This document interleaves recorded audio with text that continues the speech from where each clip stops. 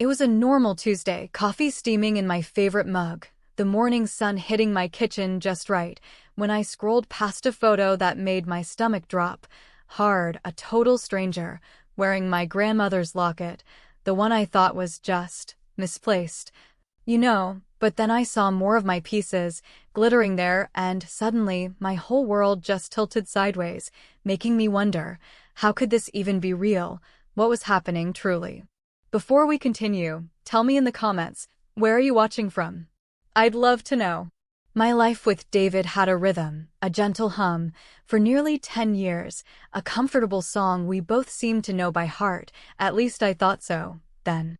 Our home, a cozy bungalow with a small, sun-drenched garden, felt like a sanctuary, a place where morning coffee stretched into long, quiet moments and evenings were filled with the familiar clatter of dinner preparations, simple and sweet, Nothing fancy, just us. I remember how much I loved the way he'd hum off-key while he read the news, how his hand would find mine without even looking, a silent promise in every touch, or so it felt. I always felt so safe, so cherished with David. He worked in finance, long hours sometimes, but he always called, always checked in, always made me feel like I was his priority, his everything, despite the late nights, the missed dinners. I truly believed in us, in our story, in the future we were building, brick by loving brick. Our shared dreams felt so real, so solid, like they could never crumble, not ever. My jewelry wasn't just shiny bits of metal and stone. It was like a timeline of my life, a collection of memories, each piece a whisper from the past, a silent story from special moments, There was my grandmother's locket, a delicate, silver oval with tiny, faded engravings, a gift from her on my 18th birthday, filled with photos of my parents when they were young, always worn close to my heart, a link to family, to heritage, to love that spanned generations, a truly special piece.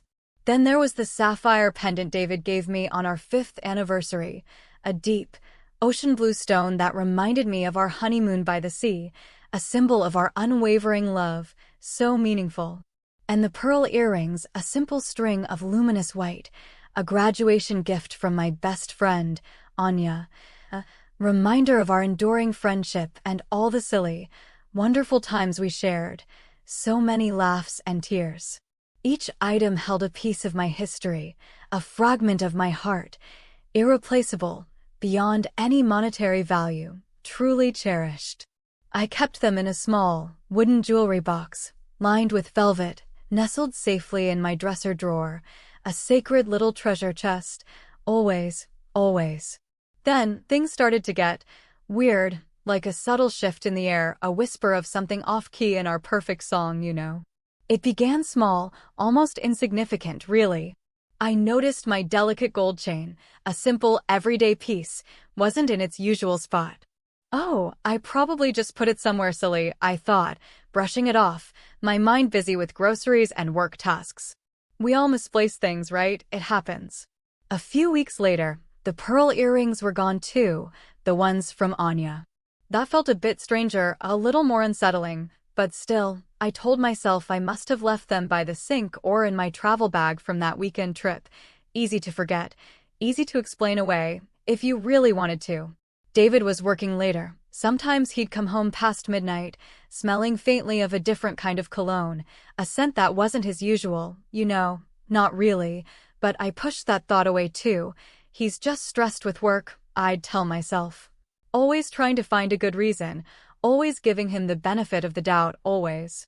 One morning, when I reached for my grandmother's locket, the one I wore almost daily, my hand met empty velvet, just an empty space where it should have been, a cold, hollow feeling, really. That's when a jolt of panic shot through me, a sharp, cold jab in my chest. This wasn't just misplacement, not anymore. This was something else, something I couldn't easily dismiss. I searched everywhere, frantically, tearing through drawers, overturning cushions, checking every pocket and forgotten nook, but nothing, just nothing. David walked in then, rubbing sleep from his eyes, asking, "What's all the fuss about, Alara? What are you doing?" I turned to him, my voice tight with worry. "My locket's gone, David, and the pearl earrings too, and my gold chain. I can't find anything, I really can't." He just shrugged, a dismissive gesture, almost careless. "Are you sure you didn't just misplace them? Darling, you know how you are sometimes. A bit scatterbrained when you're busy," he said, without even looking at me, his eyes on his phone, already scrolling. Already distant, you know, so frustrating. His nonchalance, his complete lack of concern, felt like a slap, a cold, stinging shock, really, making that uneasy feeling in my stomach grow into a knot, a tight, cold ball of dread, suddenly. That night, lying next to him, the silence between us felt heavy, thick with unspoken words, with a growing chasm of doubt. His answers, or lack thereof, just didn't sit right. They felt too easy, too dismissive, like he was hiding something, not really being truthful. My gut screamed at me, a low, persistent hum of warning, telling me that this wasn't just a simple case of misplaced items. Oh no, it was something far more sinister, far more personal. I couldn't sleep, my thoughts spinning, twisting, trying to make sense of the disconnect between his words and my own intuition. The next day, after David left for work, a dark cloud of suspicion hanging over my head, I felt an almost uncontrollable urge to look, just look, to find something, anything, that could explain this gnawing feeling. I know it wasn't right, snooping, but something felt terribly, terribly wrong, and I just couldn't ignore it anymore. I truly couldn't. I started small, a quick glance at his desk, then his jacket pockets, and then a quick peek at his phone, a tiny, internal battle raging between my sense of privacy and this desperate need for answers, for clarity. My fingers trembled as I typed in his usual passcode, a number I knew by heart, of course, just like the back of my hand, really. Nothing immediately jumped out, just regular work emails, a few sports updates, all very normal, all very boring. But then I saw it. A social media app one didn't recognize, something he never used, an app I'd never even seen on his phone before, a weird, unsettling detail, just a tiny thing that sparked a cold flash of fear. My breath caught in my throat, a dry, rasping sound. I clicked on it, my heart doing a strange little flutter kick in my chest, a morbid curiosity pulling me forward, pushing me past hesitation. There, staring back at me, were photos, dozens of them, of a woman I didn't know, a woman with bright, artificial blonde hair and a too-wide smile, a woman who was definitely not me, not at all. And then I saw them, almost immediately, sparkling on her neck, dangling from her ears, glittering on her wrists, my grandmother's locket, the sapphire pendant, the pearl earrings, my gold chain. Even a diamond ring David had given me for our anniversary a few years back, all of them, just brazenly, unapologetically on display, right there in her selfies, in her carefully posed photos. The world stopped spinning, the air left my lungs, and a sick, dizzying wave washed over me, a gut-wrenching realization, a brutal, horrifying truth hitting me like a physical blow. This wasn't just a misplacement, not at all. This was betrayal, raw and agonizing, a double betrayal, the kind that rips your insides out and leaves you hollow, empty. My husband's mistress, stealing my life, my memories, and flaunting it online, for anyone to see, for me to see.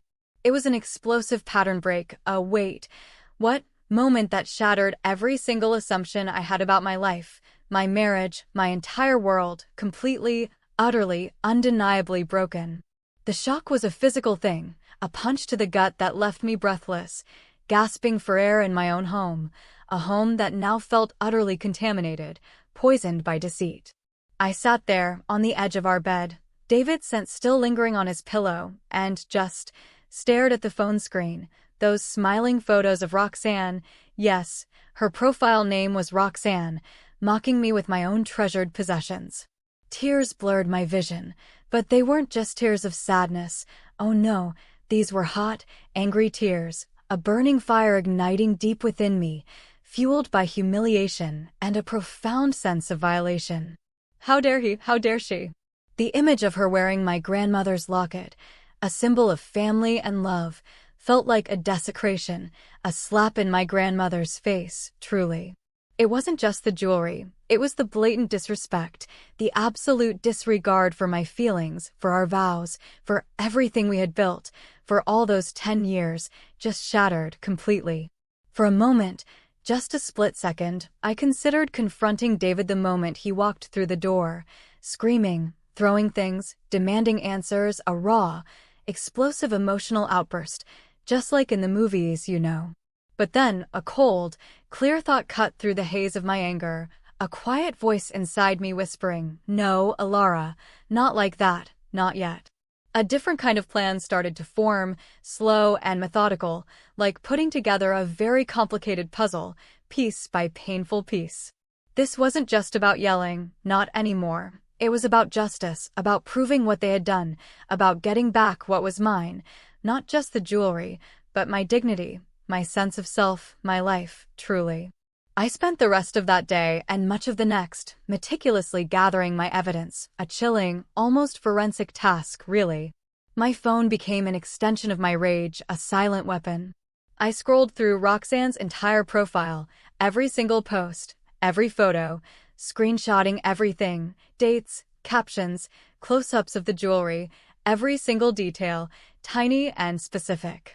I even created a new folder on my laptop, labeled evidence, and transferred all the photos, cross-referencing them with my own photos, the ones I had of me wearing those very same pieces, the ones from our anniversaries, from family gatherings, from everyday moments, solid, irrefutable proof, right there. It was like building a case, a legal brief, every screenshot a piece of testimony, every photo an exhibit, all against them. I felt a strange mix of cold determination and a deep, aching sorrow as I worked, a hollow space inside me, but also a growing sense of purpose, a burning desire to make things right, to truly make them pay for this betrayal, this pain. When David came home, I put on my best performance, a perfect mask of normalcy, a chillingly calm demeanor, like nothing had happened, like I hadn't just discovered the ruins of my marriage, you know. "Rough day at work, honey?" I'd ask, my voice even, steady, almost too sweet. "Just a bit," he'd mumble, avoiding my gaze, already retreating into his own world of screens and silence. Every word he spoke, every casual touch, felt like a lie, a betrayal. I watched him, really watched him, for the first time in years, dissecting every micro-expression, every subtle shift in his eyes, trying to see the stranger he had become, the man capable of such deceit, such utter callousness. It was like living in a play, where I was the only one who knew the script, the only one who understood the true, dark undercurrents of the dialogue, the hidden meanings, the terrible secrets. This period of quiet observation, this internal struggle, was a heavy burden, a constant pressure on my chest, a daily battle to keep my composure, to not let the mask slip, not until I was ready, truly ready. I needed to talk to someone, needed an anchor, a sounding board, a familiar voice in the storm, but I also needed to be careful, very careful. My best friend, Anya, was the only person I trusted enough with this raw, ugly truth, but I only told her parts of it, the painful surface, not the deep, calculated plan festering beneath. David's been acting really distant, Anya. I confessed over a tearful phone call, my voice cracking, and some of my jewelry is gone, genuinely gone, not just misplaced. It's so strange. I'm just so confused, so worried. I didn't mention Roxanne, not yet, didn't show her the photos, didn't reveal the true depths of my pain and my brewing plan. She listened, as she always did, with such warmth, such empathy. "Oh, Alara, that sounds awful, truly awful," she soothed. "Are you okay, really? What can I do, tell me?" Her unwavering support, even without knowing the full, hideous truth, was a lifeline, a small, steady flame in the darkness, a reminder that I wasn't completely alone, not really. It solidified my resolve. This wasn't just for me, it was for the person I used to be, for the trust one had placed in him, for the love I had given so freely, so completely. Then came the turning point, the moment I made the calculated move, the deliberate shift from victim to strategist. I knew I couldn't go in screaming, not if I wanted real results, real justice. This wasn't about drama, it was about legalities, about facts, about the cold, hard truth, you know. I took a deep breath, a shaky, determined one, and made the call to the local police department, my fingers still trembling slightly as I dialed the number. "Hello, I'd like to report a theft," I stated, my voice surprisingly steady, almost businesslike. The officer on the other end, Officer Miller, was calm, professional, but his tone held a hint of skepticism, a familiar weariness, a sense that he'd heard it all before. You know, just another domestic dispute, just another case of misplacement. "Ma'am, can you tell me exactly what was stolen, and when did you notice it missing, please?" he asked, his voice flat, emotionless. I took another breath, then began, calmly, precisely, detailing each missing piece, the approximate dates I noticed their absence, and then, the kicker, the crucial detail that would change everything, the wait. What moment for him, I hoped. "And I have photographic evidence," I stated, my voice gaining strength, "evidence of where my jewelry is, right now, and who has it, clearly, definitely."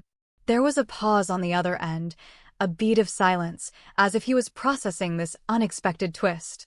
"Photographic evidence, you say, ma'am. From where, exactly?" he asked, a touch of genuine curiosity now in his voice, a hint of something stirring, a little more engagement, finally.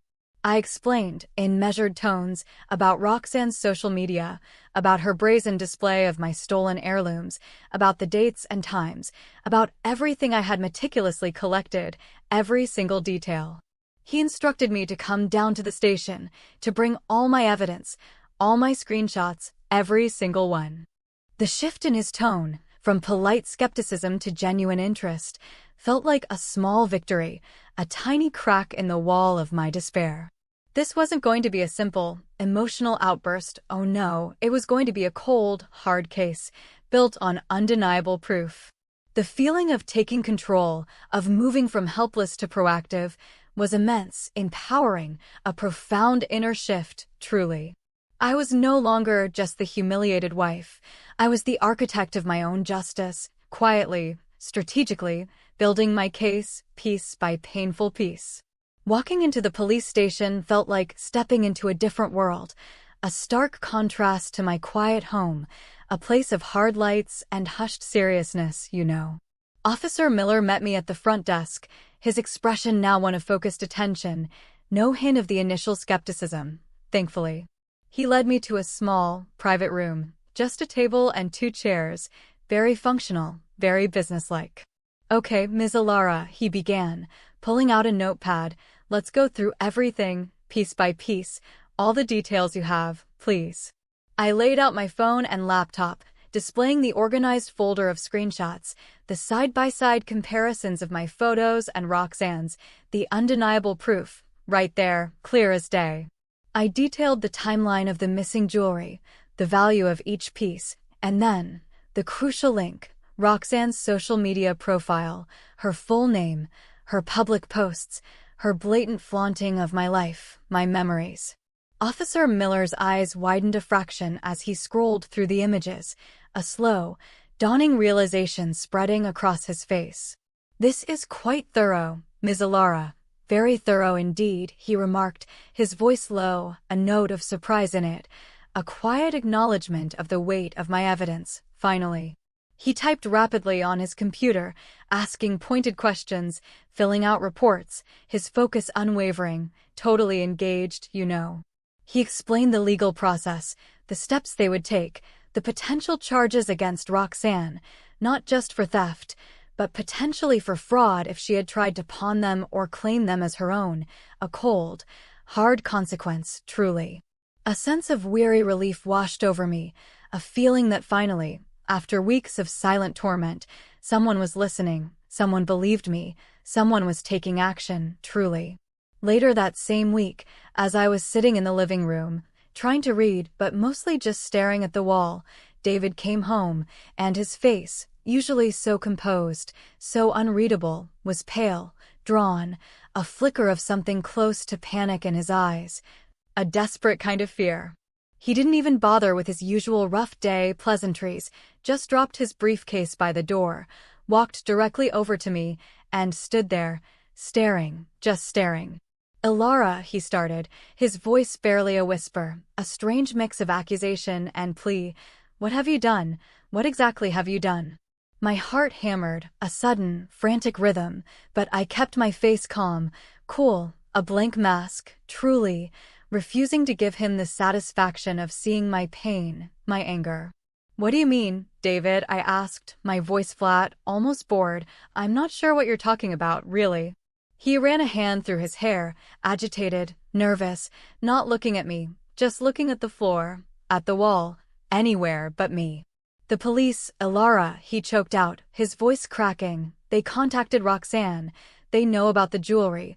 They said you filed a report. They said it was your jewelry, that she stole it, that it was all a scam, a complete mess. Ilara, what did you tell them? Tell me?" I finally met his gaze, my eyes cold, hard, no longer filled with the hurt wife he expected. No, not at all. A different person entirely. "I told them the truth, David," I stated, my voice clear, unwavering. "I told them everything about my missing jewelry, about finding it on her social media, about all the lies, all the deceit, all of it." He recoiled, as if I had physically struck him, a look of pure shock, of utter disbelief on his face, like he never expected me to fight back, never expected me to know, never expected me to do anything but quietly suffer, so typical. "How could you, Ilara?" he whispered, his voice trembling, trying to turn it back on me, trying to make me feel guilty, trying to manipulate. "How could you do this, to us, to our marriage, to me?" I almost laughed, a bitter, hollow sound, but I held it in, held on to my composure, my resolve. "To us, David," I repeated, a slight sarcastic edge in my voice. "You destroyed us when you had an affair, when you let your mistress steal from me, when you allowed her to flaunt my life online. That's when we ended. Not now, not with my truth." His face crumpled, the realization finally hitting him, the full, devastating weight of his actions, not just the affair, but the theft, the humiliation, the public exposure, all of it, a painful, inevitable consequence. He tried to apologize, mumbled something about being confused, about not thinking, about a terrible mistake, but his words were hollow, empty, meaningless, lost in the ruins of our shattered trust, his shame, his guilt, finally, visibly written all over him, completely. The climax arrived quietly, surprisingly, not with a bang, but with a phone call from Officer Miller, just 2 days later. "Ms. Ilara, good news," he said, his voice cheerful. "We've recovered your jewelry, all of it, every single piece, from Ms. Roxanne." A wave of emotion, so strong it almost buckled my knees, washed over me, a rush of vindication, of relief, of a strange, bitter triumph. "Really, all of it, truly," I managed to whisper, my voice thick with unshed tears, tears of victory, not of sorrow. He confirmed it, every single item, from my grandmother's locket to the sapphire pendant, all safe, all accounted for. Roxanne had apparently tried to deny everything at first, to spin a wild tale about gifts and misunderstandings, but when confronted with the mountain of digital evidence, the screenshots, the dates, the clear photographic proof of her wearing my unique pieces, she had no choice but to admit, to hand everything over, completely cornered, completely exposed. The police were still pursuing charges, not just for the theft, but for the false claims she had made, for the entire web of lies she had woven. It wasn't just about getting my physical possessions back, it was about the public exposure, the undeniable shame, the legal consequences she would now face, all because of her own arrogance, her own carelessness, her own actions, truly. When I picked up the jewelry from the station, seeing it all laid out, gleaming under the fluorescent lights, felt surreal, like a dream, yet so incredibly real. The pieces felt different, almost, not quite the same, a bit tainted by the betrayal, but undeniably mine, undeniably restored to their rightful place. Officer Miller handed me a sealed evidence bag, a solemn look on his face. "Justice served, Ms. Ilara," he said, A genuine smile now, and we have reason to believe Ms. Roxanne will be facing significant legal repercussions, as will your husband for his involvement in withholding information about the theft, a serious offense. You know, the words hung in the air, heavy with meaning, with consequences for both of them, a complete unraveling of their deceit, of their entire sordid affair. The aftermath was exactly as I had planned, precise and methodical. I immediately began divorce proceedings, serving David with the papers, watching as his carefully constructed world crumbled around him, leaving him hollow, empty, totally broken, truly. He tried to fight it, to beg, to plead for a second chance, but my heart was cold, hard, unyielding, completely immune to his crocodile tears, his empty promises, his desperate pleas. The trust was gone, completely shattered, irreplaceable, irreparable. Roxanne faced a court date, the exact charges uncertain, but the humiliation, the public shame, the criminal record, all of it was a bitter, deserved pill for her to swallow, a consequence of her own brazen actions, her own cruel disregard. Looking at my jewelry now, back in my possession, safe in my own home, I see them differently. They are still beautiful, still carry memories, but they also represent something new, something profound, my own strength, my own resilience, my own unwavering resolve, my ability to rise from the ashes of betrayal, stronger, wiser, completely. I didn't just get my jewelry back, I reclaimed my life, my dignity, my future. David is out of my life, a bitter, painful chapter closed forever, finally. Roxanne is a distant, unpleasant memory, facing her own legal battles, her own karma, truly. I found peace, a quiet strength within myself, a deep sense of knowing who I am, what I deserve, what I will no longer tolerate. This experience taught me that sometimes the most powerful revenge isn't loud, isn't dramatic, isn't about screaming and shouting. Oh no, it's quiet, it's calculated, it's legal. It's about taking back what's yours, about letting justice unfold, about rebuilding your life, piece by painful, beautiful piece. It's about finding your voice, standing your ground, and walking away with your head held high, truly free. So, what did you think of how I handled everything? Did I make the right choices? What would you have done in my shoes? Tell me in the comments. I'd really love to hear your thoughts.